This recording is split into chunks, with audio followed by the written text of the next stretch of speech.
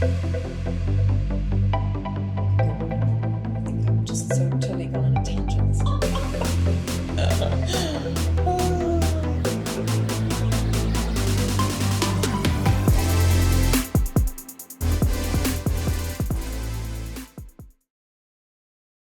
I think governance, it has to be an enabler. So it's there to give a framework to allow for innovation. So done well, it should enable that. It's almost that checklist that everyone should be applying. If you are feeding information to AI, have you stripped it of all of the sensitive information? Do you understand what sensitive information is? There's an element of education, training that has to happen at every level. Everyone needs to be aware of it. But for me, it also comes back to something that I've really struggled as a former photographer.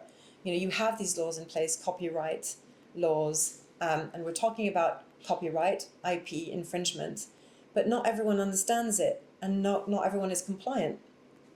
You could even question, are AI tools compliant? And then coming back to your question about which tools we should use, there is a question around ethics. There is a question about, what should we be using as an organization?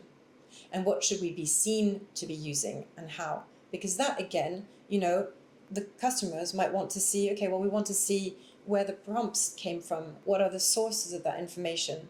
And you do see some of the AI applications providing that information. But again, I think we're still a far cry from where we really want to be in from a regulatory perspective. And to give you an idea, when you look at even the EU AI Act, that keeps changing, and we now have these regulations around transparency.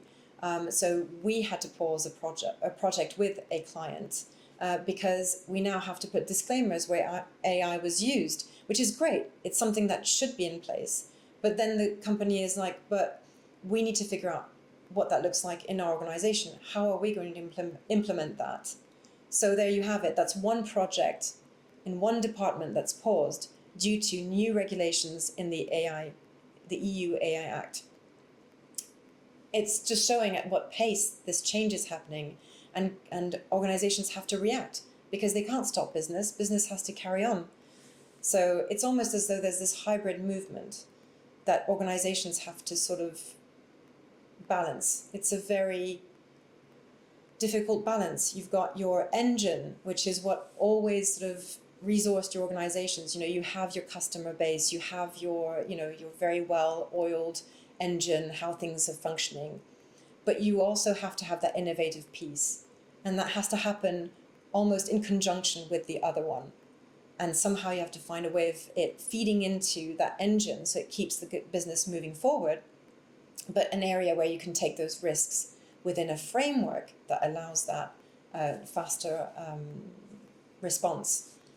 So again, it feels like a bit of a tangent, but I do feel that every time we're going back to that governance piece, because if you've got a clear framework with something that people know and they understand well, then they know what they shouldn't do. And they can be creative within that space. But if you make it unclear, how can you be creative? Then you're just afraid of using content. You're afraid of using tools if you're afraid of, putting the organization at risk. And that's not good because you're stopping that innovation that your organization desperately needs to keep relevant.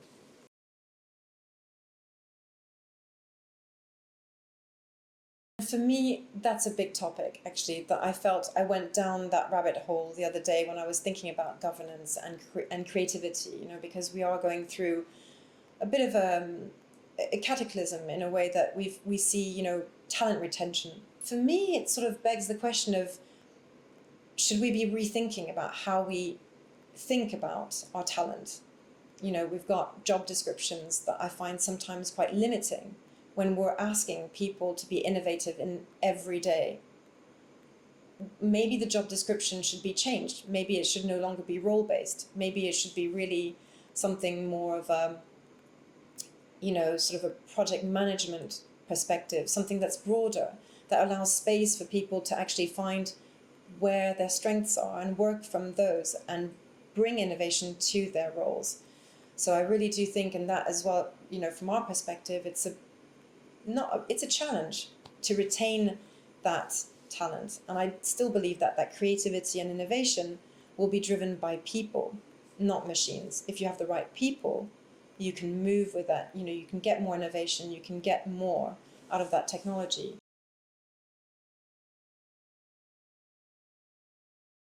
That is a challenge that is shared amongst so many global organizations, is that between the global and the local, and it's challenging. I think some companies, some organizations, when it comes to health industry, they'll be far more regulated, and you have to add in those guardrails. But again, it's that question of how do I know that governance is being applied to the very end, to that local market when they're adapting their content, or are they adhering to the local advertising regulations? I would say that more important question is, how do I know? And that's a very good point. I guess that would be the core of the question. What is in place for me to measure how effective my governance is? And that is the small g. That is your processes, the compliance, and those rules that apply to those repeated tasks.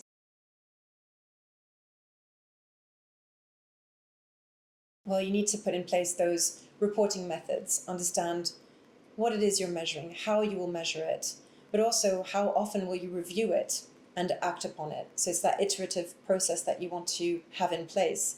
How do you do that at scale within a global organization? And again, that echoes that change in the governance structures. So if you have more of a hybrid or committee-based governance structure, then that would allow you to measure that more effectively and allow for those differences that may exist across regions, across markets, and so on.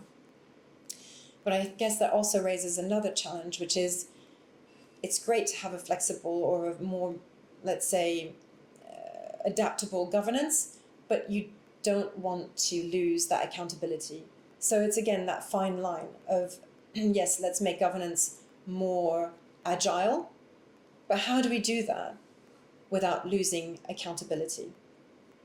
Because that will impact everything, the way how effective your governance will be. If you have accountability, then you'll be able to measure and report back on the effectiveness of your governance.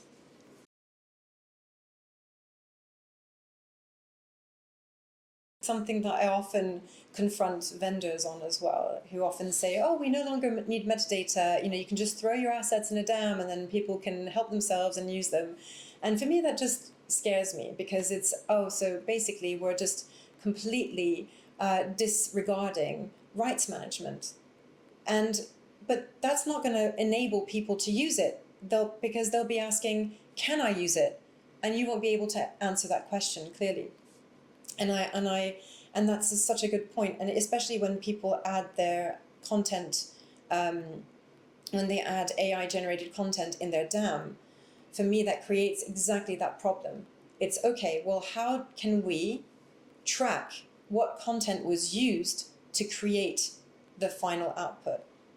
Because essentially, I would say from, Al mentioned this, how would that asset be rights managed if it was reproduced by AI using rights managed content? Well, I would say anything created from rights managed content is rights managed. And we should also be thinking about content as being proprietary. Most people see content as, oh, well, it's available, I can use it. And that's up to us to put in guardrails, that rights management, clearly labeling content, where it can be used, where it cannot be used, how it can be used. All of this information needs to be provided in a very simple way so that people can understand it and then use it safely in those relevant markets. When you see agencies also pushing organizations to use AI, we have seen problems. One project that actually happened was a company recreated their founder without contacting the estate before doing that. And that's, not only rights management issue, it's also ethics. Is it ethical to bring to life someone without having their permission? And so it raises a lot of questions around that. And I think rights management will become quite core to content operations.